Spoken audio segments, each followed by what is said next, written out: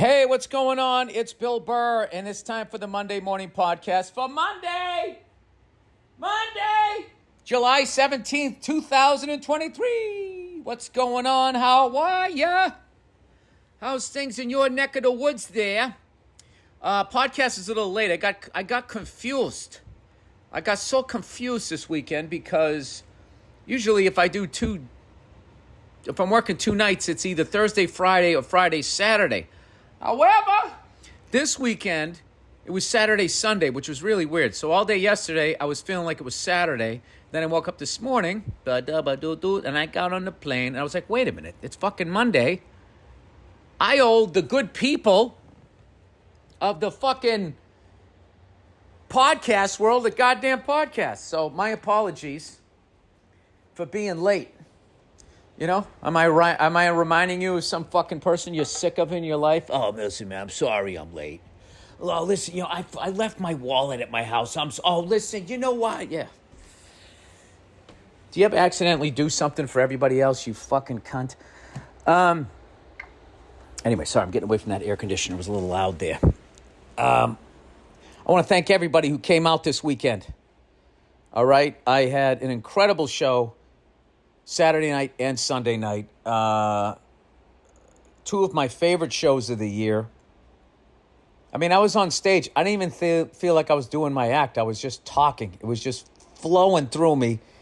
And I really feel it was the energy that the people were bringing. So thank you so much. And part of it might have been the coffee I had. Got to give a shout out. I was in Tacoma. And I was on the road with Nate Craig and Bianca Cristoval. And they both fucking killed it. And we had, just a great time hanging out. And I think Nate Googled the coffee. And we ended up trying this place, Manifesto Coffee, which was just out of this fucking world. I came back the next day to get some more. It was fucking delicious. I'll tell you this, when somebody makes an espresso, shout out to Luis, by the way. The owner was talking all about coffee, was just, neck deep in coffee talk. The guy was just all about it, man. What was I going to say? The way they do it, anytime I go to a coffee shop, if they have like an espresso and they give you that little shot of fucking seltzer water after it to cleanse your palate, the little I know about coffee, I'm like, okay, these people are not fucking around, right? I feel like that's the equivalent when you fly first class and they come around with that hot washcloth.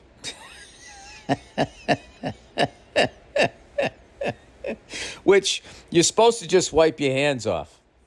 But Americans, we always wipe our face too. But then people made fun of us on the internet. I think we finally stopped doing that because I noticed everybody else stopped doing it. It's like, I thought that's what you're supposed to do. I thought this was, wake myself. I was always doing that. I was washing my goddamn face with it. Anyway, had an amazing time in Tacoma. I got, I have a couple of killer bits that are just topical. And now that this fucking business is shut down, everybody's on strike. Which, by the way, can you believe that fucking cunt? I don't know who said it. Some fucking douche said, we're not going to negotiate with writers until they start losing their apartments and their houses. Did I say that on the last? I still cannot fucking get over that you can publicly say something like that. During these unbelievably sensitive times, you can't even call a fat fuck anymore. And this guy can say, that is like some shit right out of like a fucking superhero, like Lex Luthor would say some shit like that. No one cares. That is the funny thing about being in this business is everybody around the country seems to fucking hate Hollywood. Think everyone out here is a bunch of cunts until you have a hurricane or a flood. And then you're like, we need help. And then we always show up with our tap dancing shoes and our little top hats and our cane. We do a little dance for you. And then you say, thank you so much. We appreciate it. And the second the water drains out of your basements, what do you guys? Fuck those fucking pedophile libtard pieces of shit. It's really a toxic relationship. Anyway. I hope they're not going to do what they're going to do. I hope they just pay the fucking writers. Just fucking pay him, you cunts. Anyway. I want an even bigger house so I could get some more horse. Then we went up to Edmonton. That was my my inside information on what the strike is all about. Then we went up to Edmonton, and it looked like the day after the end of the world. They have wildfires up there. Once again, nobody doing shit about it. Nobody gives a fuck. People that can actually do something about it, nobody gives a fuck. They're already hooked up with a lifetime supply of fucking coffee beans and a little fucking bed under the mountain, wherever these people are going to go, in the spaceship, when it's all used up. That's my theory. They're going to be, and then their Netflix is going to be watching us eat each other or bursting into flames. Sorry. I apologize. But anyway, the show in Edmonton, I'm not going to lie to you. I showed up. There was 10,000 people outside in a park. The sun's still out, even though it was night, because we're up, way north of the equator. And it was still light out. And there was all, this haze because of the wildfires. And I was just looking at this shit going like, did my agent book me fucking 31 years of my career to do stand-up in a fucking park? I used to do gigs like this 8 months into my career. And I was like, this is going to be a hell gig. These people are going to be fucking wasted. They're not going to be listening. And I was 100% wrong. It's one of the best crowds I ever performed to. They were sitting there. They were listening. They were laughing. It boggled my mind how great it was. Like 10 times during the amount of time I was up there, I kept thinking, how is this so good? Everything is working against what is happening right now, yet it is all working. It was fantastic. And I hit the gym every single day. The green shirt diet. If you're having problems going to the gym, I have a solution. There's a documentary on Netflix. Although I feel like a fucking asshole telling you to go to a streaming service when none of these cunts want to pay anybody. I was watching that Arnold Schwarzenegger documentary. And, oh my God. Episode 2 of that thing was one of the funniest fucking stories. Dude, this guy, he just didn't give a fuck. He went from a bodybuilder, he wants to be an actor, and somehow he starts buying real estate because he heard it was a good investment. He was like, I became a millionaire before I even tried to act. So then I didn't have to do the bullshit parts. My agents, they wanted me to do smaller parts, be a character actor. Fuck the bullshit. I want to be the star. I want to be the lead, right? That was his fucking attitude. And everyone was telling me he was too big and he had a fucking accent. So he somehow gets a meeting with this guy who's made like 500 fucking movies. He walks in there with his agent. And I guess the guy was a little fella and he had this giant desk. Schwarzenegger assesses that, and then to start the meeting, he goes, why does a little man need such a big desk?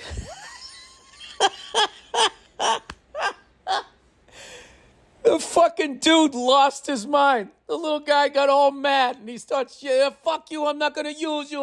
Can I use you? He's Italian, right? Off the boat. He goes, I cannot use you. He goes, you have an accent. And Schwarzenegger goes, you have an accent too. He fucking threw him out of his office. He goes, he was walking out of his office, and his fucking agent was yelling at him, going, that meeting was 1:45 seconds. In the history of Hollywood, there's never been a faster meeting. I got to tell you something, man. The brains and the balls on that guy. I mean, I've not stopped thinking about that. How he went in there and just like the power that guy had. It's all dependent on the person he's talking to giving a fuck. And the fact that Schwarzenegger did not give a fuck, The floor went out from underneath this little guy, and he didn't know what to do. I'm sure he tried to fucking stop him from... Long story short is the guy ended up producing Conan the Barbarian, and Schwarzenegger was up for the role, and he didn't want him to get the role, and Schwarzenegger killed it. He still got it. So the little fella comes down to the set on one of the days, and he watches Schwarzenegger, and Schwarzenegger is killing it. And he said he walked all the way up the hill, up to me, and he just looked at me, and he said, "You are Conan the Barbarian." And he walked away. And I was thinking, yeah, I know I am. I have the role.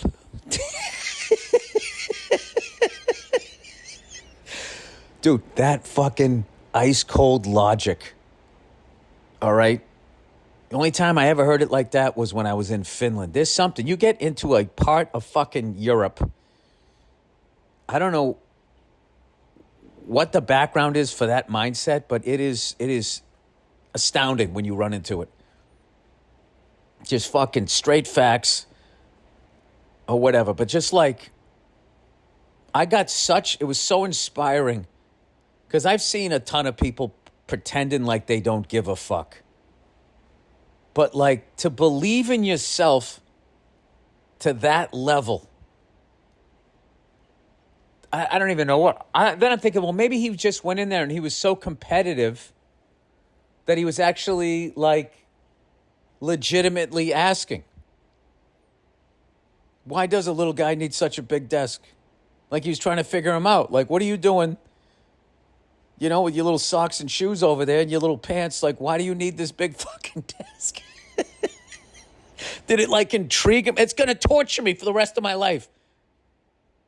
Was he straight up fucking with the guy? Or did it not add up? You know, like a cop on the beat for fucking 25 years. It just doesn't make sense. Doesn't add up. And he stopped, you know, Columbo, he comes back. You know, it's just one more thing. Why is there, as a little fellow, why come you got such a big desk? And then when the guy got mad, he didn't even flinch and fucking beat him in point counterpoint. It was just, I'm telling you, you got to watch the thing. I remember everybody used to make fun of him too when he would drive around in the Hummers. None of us knew that he was in the army in Austria and was a tank driver. He used to drive around in a tank with a fucking cigar hanging out of his mouth. I mean, the guy is just like, I don't even know what. It's unreal. You become like, you just watch the fucking thing. After the strike. I'm not allowed to promote any projects. But I'm not in that one. But I will tell you, I watched that fucking thing and it's like, all right, I'm not going to get on a fucking elliptical tomorrow. I throw the weights around a little bit, you know. I finally given in to my age. I just take low weight and I just do high reps. I work all the muscle groups. I have a picture in my mind that I'm willing my body. I just have his fucking voice in my head. I have to watch that episode again. Do you know when somebody just does something so cool, like you wished you did it? You know? And then you start fantasizing that you actually did it. That shit was so fucking cool. I wish I did it, but I can't even trick my own mind and thinking that I would ever do something that as cool as that. The guy's a immigrant. Brutal accent, can barely speak the fucking language and goes in there and just fucking deep pants is this fucking guy. I would have given anything in the world after he said that to see that little guy's face and his fucking agent. His agent trying to, because his agent wasn't just worried about his client there. He was like, this motherfucker's not going to meet any of my clients after this one. And I'm not going to lie to you. That reminds me of a buddy of mine, a comedian, pitched a show at fucking CBS a long fucking time ago. And CBS was a notoriously cold room. And he went in there and it was funny. They were being assholes and he was an asshole and he couldn't handle basically meeting himself and he fucking imploded.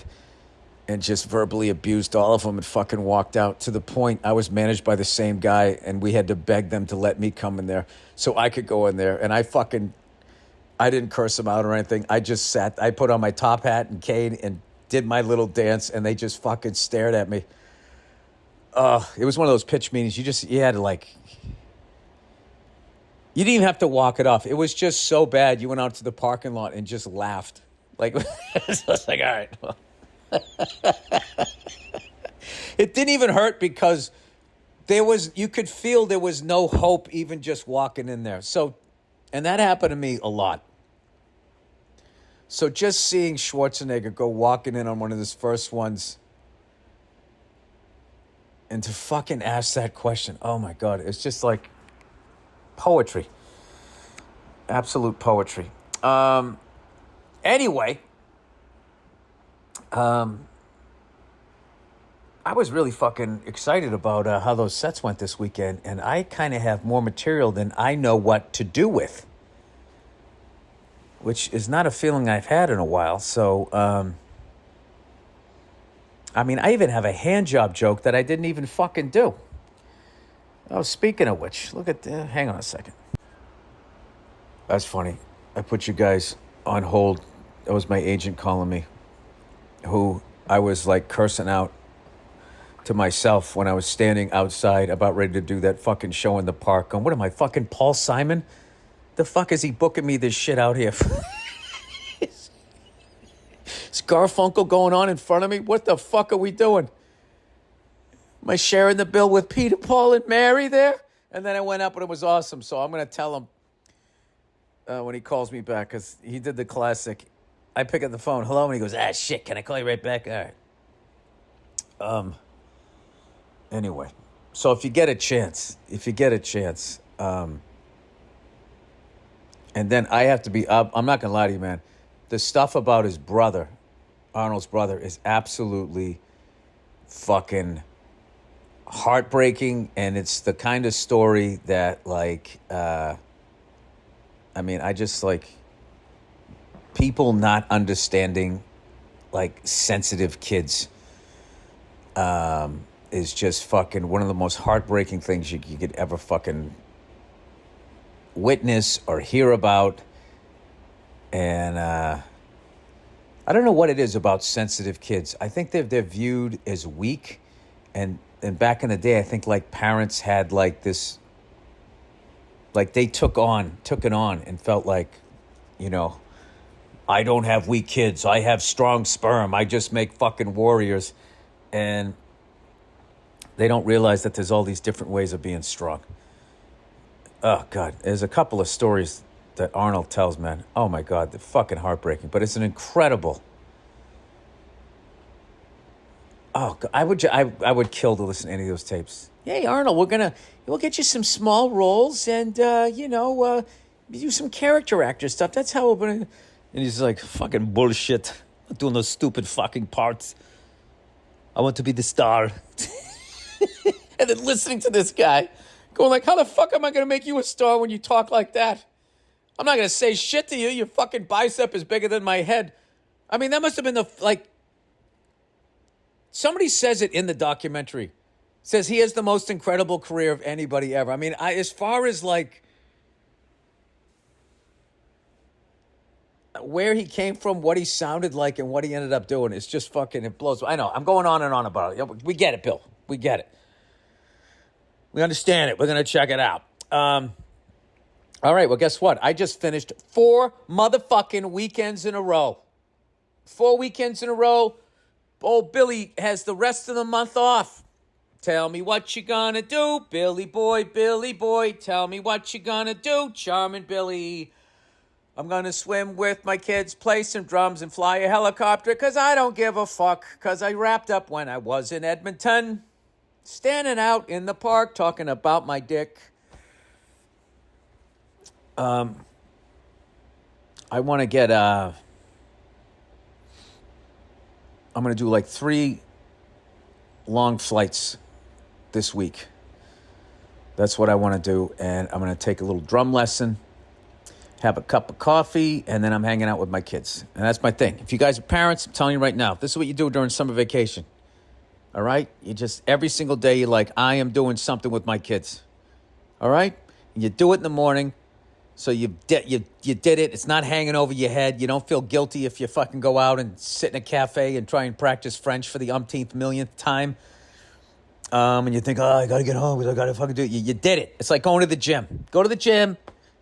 Fucking get rid of your goddamn blubber. Oh, my God, I finally stepped on the scale. Oh, Jesus Christ.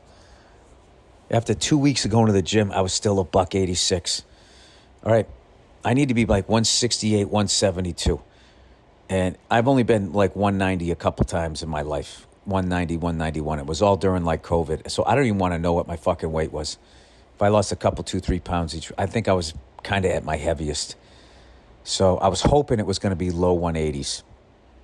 So, but I did it. You know, I was avoiding the scale, you know.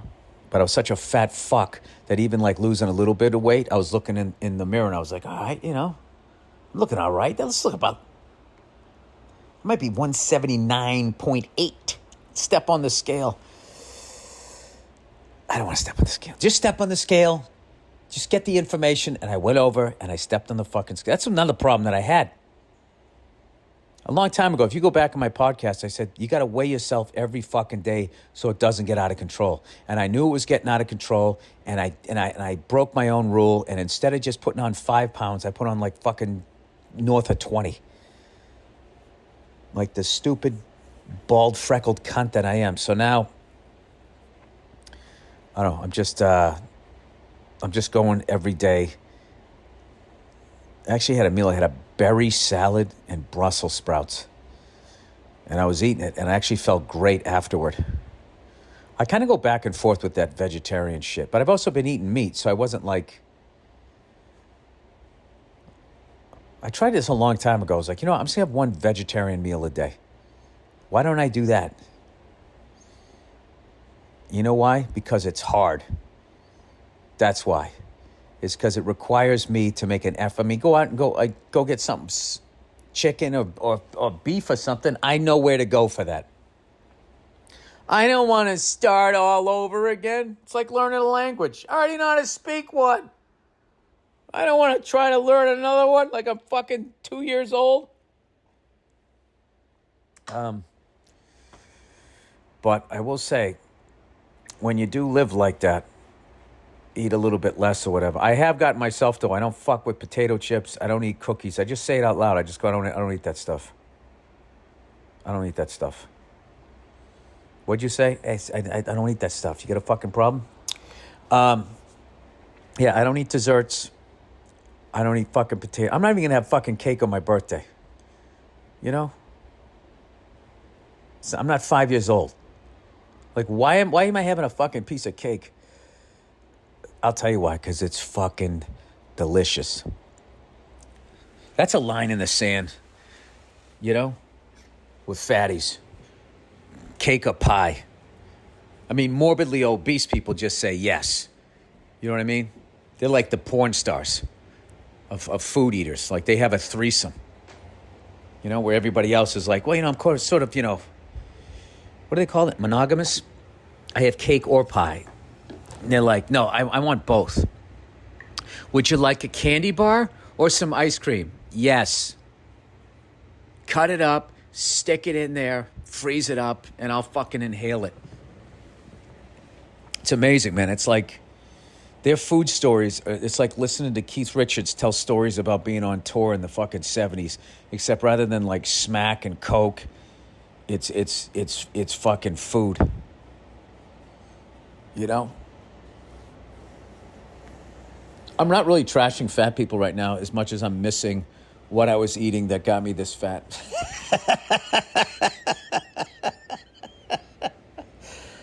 Oh, Billy. You know what I mean? You're a bald ginger. You're going to add fat to that?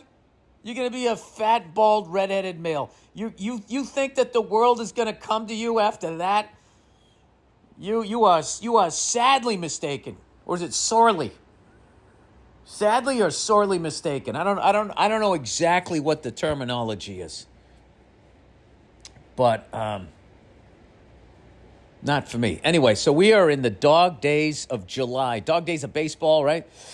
I'm going to watch some baseball when I'm home. All of a sudden, I'm starting to see people, they're starting to hint that football's right around the corner. What? Can you believe it? Do you believe it? I'm fucking excited. The Bruins re-signed Milan Lucic, right? I haven't heard anything about Bergeron. I got a feeling he's done. He's going to retire. What a fucking career. His name's on the cup. One of the great centers of all time and human beings. So I figure it becomes Craigie will probably retire too, and then I think it becomes Brad Marchand's team. Maybe he wears the C. I don't know how it works, but I'm looking forward to it, and I'm not worried about last year. I wouldn't even call it a collapse because I don't believe in the regular season. Like it's this, if you fucking crush the regular season, if you're beating the shit out of a lot of these teams that aren't even going to be there, it really doesn't mean anything, does it? I remember the last time we had this level of a heartbreaking loss was when we got swept by the Flyers. After we had won 3 games, and we didn't get swept. We lost 4 straight after winning 3 straight. We were like, oh my God, what the fuck? And the very next year we won the cup. So I'm hoping that that's going to happen. All right, let's do some dad talk. I have to tell you, me and my 2 kiddos have just every single day have been in the pool, except these last 2 because I was on the road. But I already came home, and I said to my daughter, I got to do my podcast. And she was just like, oh. I was like, all right, let's go to the pool first. Do the pool first. All right? Work before play. Or play before work, whatever it is. Responsibility, right? So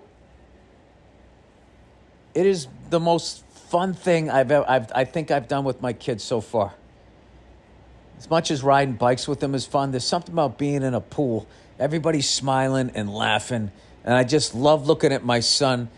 Like, he's such a good swimmer already because he's looking at his older sister. Like, he comes up from under the water and he immediately smiles to look to see where she is or what she's doing. And then he wants to do it. And I got great hugs from them when I came home. It's funny, my son is so like testosterone, climbing up on stuff and having little temper tantrums and throwing his toys and stuff.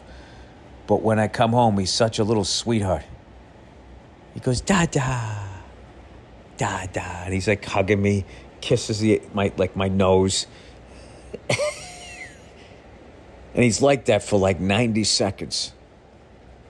And then I set him down, and then that's it. Takes off and goes and destroys the house. But, he's young. He'll grow out of it. All right, let's do the reads here. All right. Oh, SimpliSafe, everybody. When an intruder threatens your home, every second counts. It's why I am so excited to tell you about the latest innovation from SimpliSafe Home Security. It's called 24/7 Live Guard Protection, and it's made possible only by SimpliSafe's new smart alarm wireless indoor camera.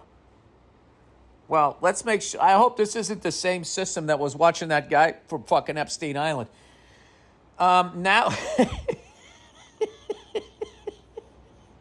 Oh, it magically shut up. Now with the Fast Protect monitoring plan, if an intruder breaks into your home, SimpliSafe monitoring agents can actually see, speak to, and deter them through the camera, warning them that they're being recorded and that the police are on their way. It's a game changer in home security. That is unfucking believable.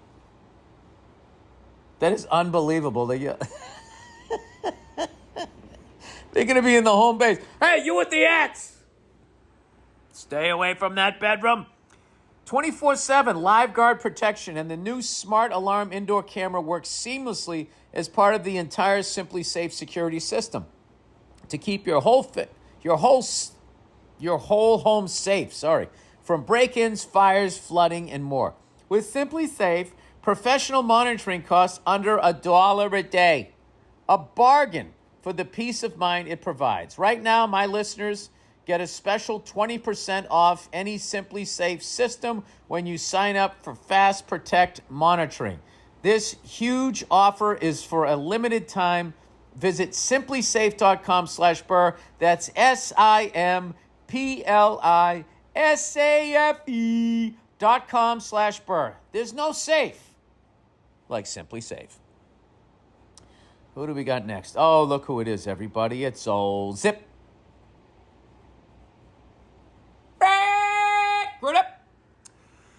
You know, if you're hiring, you're currently dealing with economic uncertainty. And now more than ever, it's important to hire the right people faster and more efficiently to keep overall costs down. Thankfully, there's a hiring partner who is focused on you and your needs, ZipRecruiter. From pricing to technology, everything that ZipRecruiter does is for you and what works best for you. And right now, you can try them for free at ZipRecruiter.com/Burr. Here's how ZipRecruiter prioritizes your needs. Find great candidates fast at Zip. Smart technology identifies the best matches for your job. Beat out the competition for talent. Zip lets you invite candidates you really want to apply to your job before other businesses can snag them. Hire the best with the help of a partner that's all about you. 4 to 5 employers who post on ZipRecruiter get a quality candidate within the first day. Just go to this exclusive web address to try Zip.com/Burr. That again, that's ZipRecruiter.com/Burr. Spell it out. ZipRecruiter. ZipRecruiter. The smartest way to hire. Come to Japan is the first email of the week. Do you know, I was just talking to some friends of mine about this. Do you know, way back in the day, it's one of the most brutal things I ever saw. 60 Minutes was doing something on the work culture in Japan. Now, this was like in the 1970s or 80s. And this fucking guy, Japanese dude in Japan, working for a Japanese company run by Japanese people, right? He messed up at work somehow. And his whole family was like disappointed, lost face, whatever they call it. So he had to get back in the good graces of the CEO of the company. And I swear to God, he walks into the room after they tried to reprogram him, whatever. And he fucking had to sing like the company song or something. And he's singing the song to these 4 people that are sitting at this desk completely expressionless. And he's like fucking crying, singing the company fucking song. And I had not thought, I just remember thinking like, oh my God, why? Like, the guy still wants to work there. Like, how much you got to humiliate this dude, right? So, I don't know why. Last night that somehow popped into my head. I don't even know why it popped in my head. And I was telling the story, remembering it. Now, just how crazy then. Then somebody from Japan writes in, come to Japan. Okay, first of all, I would fucking love to go to Japan. I would love to go over there. It looks unbelievable. Dear Bill, would you ever consider coming to Japan? I have for like 10 years. I've been trying to figure out a time in my schedule that would work. I have kids now, so it's difficult, but I would 100% go there. One of the great experiences in my life was going on a tour that went through Asia and seeing, I don't know, the food, the people, the pop culture, the fashion, all of that was incredible. Literally the other side of the planet. I would love to. This person says, I think you'd appreciate our way of life. There's a great respect for cleanliness and efficiency. You speak in my language. Our food is great and the city has a lot to offer. Bring your family. Thanks from Kyoto. First of all, I can't believe that you're all the way over in Japan and you listen to this podcast. So thank you for listening to it. And who doesn't want to go to a country that's has a great respect for cleanliness and efficiency? I mean, half the shit I lose my mind about has to do with that. When I'm walking around the house, you know? Someone says they're going to do the dishes, and then, you go to take one of the dishes off the dish rack, and there's still a film on it because they did a half-assed job. I didn't want to talk about it.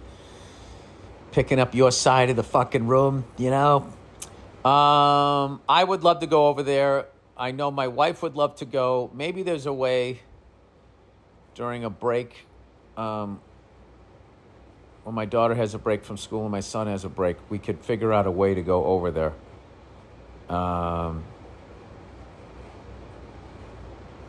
Yeah, that's kind of a bucket list one. You know, I want to go to Japan. I want to go to South America, Brazil or Colombia or something. Go down there. I want to see a motorcycle race down there. Still never been to Africa. I don't know. There's a lot of places I would love to see. All right, therapy talk. Oh, Jesus, here we go. Therapy talk. By the way, my agent never called me back. Can I call you right back? Therapy talk. Hey, Bill, have you heard this new trend emerging where people talk to strangers, friends, and families as if they're in a therapy session? Oh, God, are you talking about me? I think therapy is great for some, but for most, it's just a way to fill their narcissistic needs. Yeah, sometimes it's that. Sometimes it's because of childhood trauma. They don't have boundaries, and they just fucking open up to anybody. Yeah, I saw somebody do that the other day in a shoe store. Fucking person was asking their shoe size. Next thing you know, the person was talking about how they grew up without a father. The guy's just like, hey, man, it sounds awful. Anyway, what color are you looking for? Can we talk about me for an hour? This is what this person says for the narcissistic people. Sure, if you have something real to work out. But all these people going and talking about how to deal with stuff at work or their stupid friends' drama are just wasting time. Talking about the same shit every week just to stretch the problem out and beat a dead horse. Now they're bringing it to the streets and wasting my day and the dumb couch talk. I work with a woman who interjects this stuff into conversation about the shipping and receiving department. Dig a hole and crawl in, you pussies. All right. As much as you're making good points here, you kind of seem like you got some issues too. I actually relate to you because that's what I used to think when I would listen to people open up emotionally. And you're 100% right. I don't want to hear about, you got fucking touch funny by the birthday clown in the fucking 70s when, we're sitting there digging a ditch. Like, I don't need to hear that.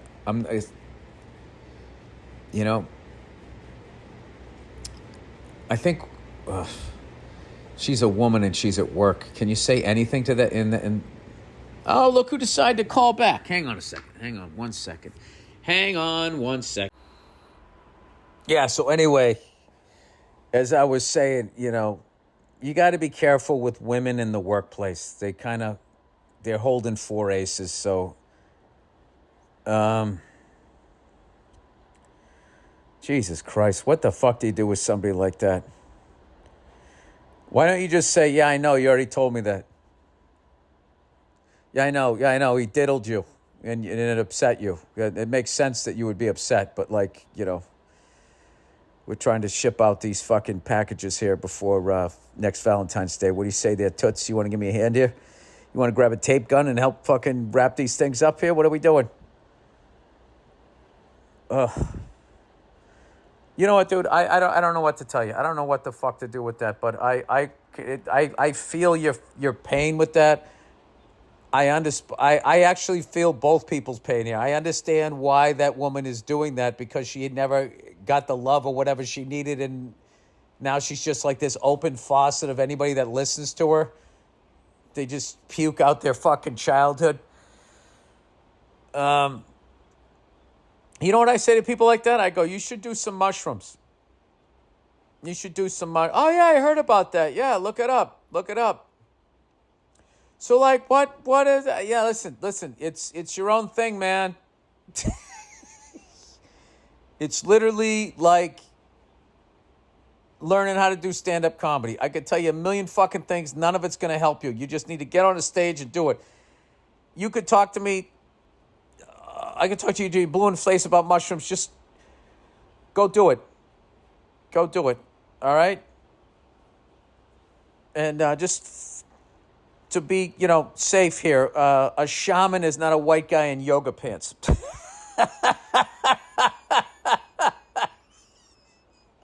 That's all the advice I have for you. God, now you got me thinking about that stuff. How the fuck do you get out of that when someone is just like opening up? I don't know how to exist in the job world anymore because I left it in like 95. So when in 1995, you'd be like, oh my God, will you shut up about your fucking childhood? And then she would cry. And then people are like, come on, man. And then you go over and you would apologize. And then, that was it. You take her to friendlies, you get her a fribble, and that was it. You didn't lose your fucking career over it. So I don't know. Yes, I did say friendlies and a fribble. You take her to Rocky Point. Broke up with the girl because of Red Rocks. Oh, no. Billy Bruschetta. Your woman supporting women bit on Red Rocks was stellar. Well, thank you. That was a fun joke to tell. I'm one of 4 kids and the only boy. My sisters are awesome at sports and have competed through high school and college. I respect them as athletes. However, I agree with you when it comes to the points you made.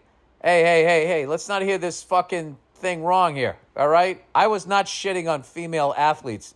I was shitting on all the women who don't show up and support them. All right? And like, when female athletes complain about their pay, they're yelling at men. Like, I don't understand why they're like, ladies, where are all the feminists? Come on out to the fucking game. Come out and watch us play the way the men come out and watch the men play. Right? Which I'll be honest, man, if there's a fucking WNBA game on, I watch it. I fucking enjoy it. I enjoy women's softball, volleyball on a bunch of different levels. I will watch that shit. Unlike most women, I watch the shit. So, I mean, I don't know. I like to think I'm an ally. Except for volleyball. I'm kind of a perv. I was dating a girl up until this week. We had been together since March and really got off to a great start. Recently, we started engaging in more debate and conversation. A month ago, we watched Red Rocks and both laughed. When it came to the WNBA bit, she liked it but said it was based on a male's perspective. Well, yeah, I mean, she's right. I'm a male. I like to think I am. Jesus. I asked what you got wrong, and she said his attitude. I said his attitude isn't a fact. You may not like the way he said it, but what he said isn't wrong. We disagreed, but it wasn't a big deal because I'm tolerant of people's stupid opinions. Was that a joke on purpose or accidental, brilliant comedy? Wasn't a big deal because I'm tolerant of people's stupid... Oh, he says joke, but also I'm chill with this stuff. All right, you know something? Just that sentence alone, I can tell. As they used to say back in the day in Boston, you're a hot shit. So I'm starting to lean to your side in this argument. Cut to 2 weeks ago, I asked her if she wanted to go to my sister's playoff game. She's been to a couple of games with me in the past, and she liked them. Twist. I have a male cousin in the state finals for a different sport that she's friends with.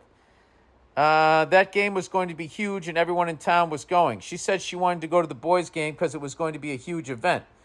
This was my opening. I didn't want to argue. I just hated the way she dismissed your bit and was fronting about being a feminist, and now she was proving your point. Please tell me you waited to bring this up until after she went to the male person's game. Anyways, he says, she wasn't having it. I asked her why not support the girls' team because their stands would be more empty and made all the obvious parallels. She couldn't comprehend the hypocrisy We broke up when she said she wouldn't admit that you were right. Wow. I might be getting laid a little less this summer, but at least I'm a man of principle, right? Right? He says, thanks and go fuck yourself. I'm going to tell you something, sir. You're going to do just fine in life, in the most important area, finding love. All right? A lot of guys, once they get a hold of someone, they get afraid to leave and blah, blah, blah. The fact that you were fine with letting her go on something like that, there was a lot in that. There's a lot in that. She didn't seem like she was playful. She didn't seem like she could take responsibility. I mean, granted, this is just your side of it, but the way you described it is, relationships are fucking hard. So you have to be, like, malleable. You know what I mean? You can't just be like, when you met me in 2006, that's what I thought. And I still fucking think, so fuck you. You can't do that. You got to, there's got to be give and take and that type of stuff. And it kind of seems like that's what you were looking for, and you didn't get it, and you walked. That's great. All right? I really believe you got to marry somebody that has a great sense of humor and can laugh at themselves and can apologize if they did something wrong. All right? And then conversely, you have to give them those gifts too. And if the two of you guys can do that, you got a shot. But if you're going to be fucking,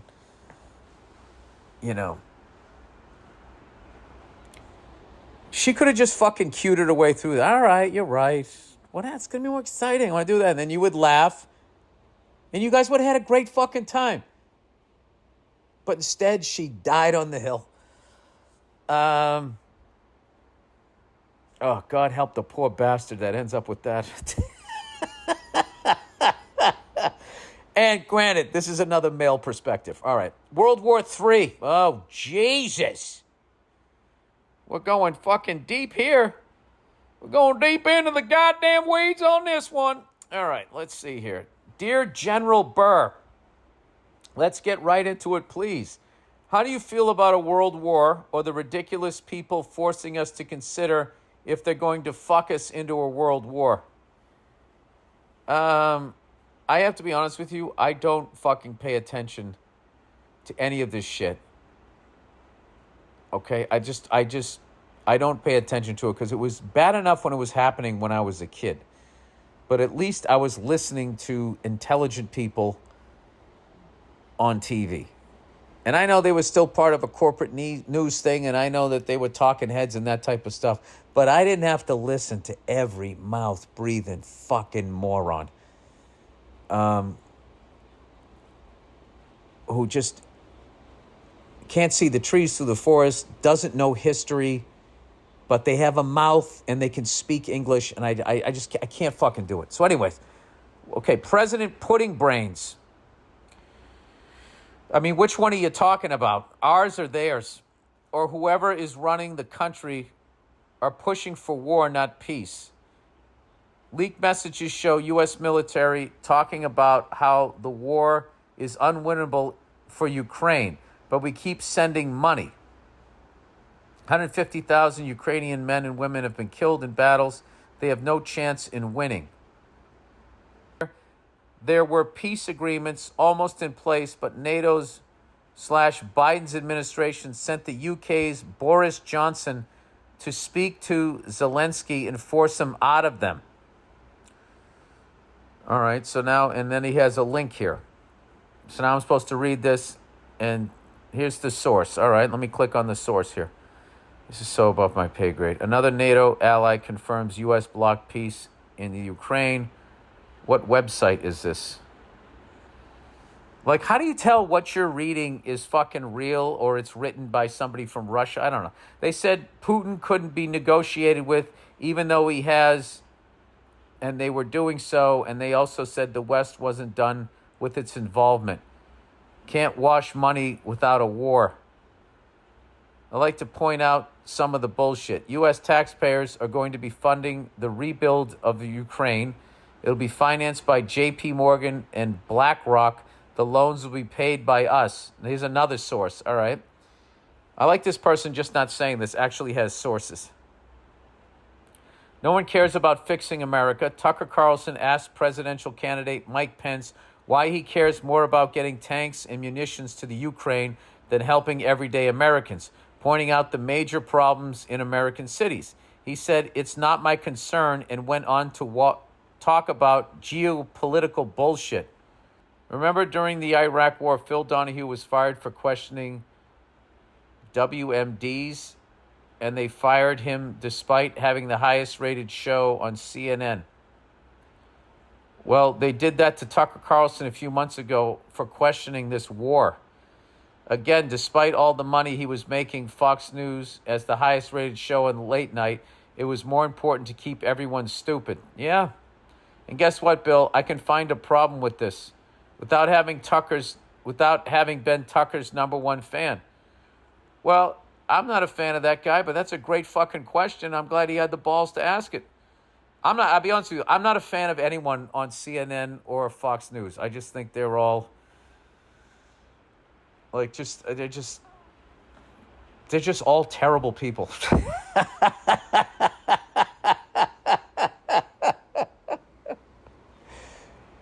And they are just leading us down this fucking hellhole. And as long as they get a nice fucking house out of it, they evidently don't give a shit. Anyway, cue all the dopes who want to shout Putin apologist at their phones. I love name calling. Putin apologist, Trumpster, fucking libtard, centrist. What kind of an adult gives a shit about name calling? Putin apologists at their phone. They're idiots who don't understand history or have any worldview outside of cable news. They're the same ones who called people terrorist sympathizers back when you questioned going after a country that had nothing to do with 9/11. Yeah, look where that bankrupted our country. And for some reason, they're blaming Joe Biden. Like, no one remembers. Like, dude, we went over there. We've been over there. It costs like $1 billion a day. We're out of money. We've been bankrupt. I feel sorry for your freckled ass always being discredited for saying both sides and being a centrist to sell tickets, because you're right. Thanks for being a sane voice. Well, yeah, I appreciate that. I like what you said because you complimented me. Yeah, that whole thing where you have to, they don't feel like listening to people is also a side. You know what I mean? You got to be this, or you got to be that. It's like, no, I don't. And I don't have to think any fucking thing that you think. And like, I will 100% disagree with somebody. I'll listen to you. You know? I mean, I call people names. I do say mouth-breathing moron. But I wouldn't. I mean, I do it like on the podcast, right? This is me justifying me being a mouth-breathing moron. Anyway, all right. This is the podcast, everybody. I mean, like it or not, this is what I do. All right, so let's wrap it up here. What have we learned? I had a great time in Tacoma and Edmonton. I still cannot fucking believe how great that coffee was, how great Tacoma was, and how great that outdoor gig was in Edmonton. It was absolutely perfect. And the highlight of the weekend was hanging out last night with Nate Craig and Bianca Christoval. And me and Nate got her to sing the Czech national anthem. It was fucking amazing because we were in Canada and me and Nate were trying to remember the fucking Canadian national anthem, and she's from Czech Republic. And yeah, it was just one of those fucking silly nights, man. It was fucking awesome. I could not have had a better time. All right, so thank you to everybody that showed up to my shows. Thank you to everybody that continues to show up to my shows. Thank God you do that, because my entire business that I am is shut down right now. So you guys are saving my ass here. Thank you so much. And go fuck yourselves. Can I really end that way? That's how I sign off. Oh, Jesus, Bill. I'll talk to you on Wednesday. Thursday. Sorry. How about that?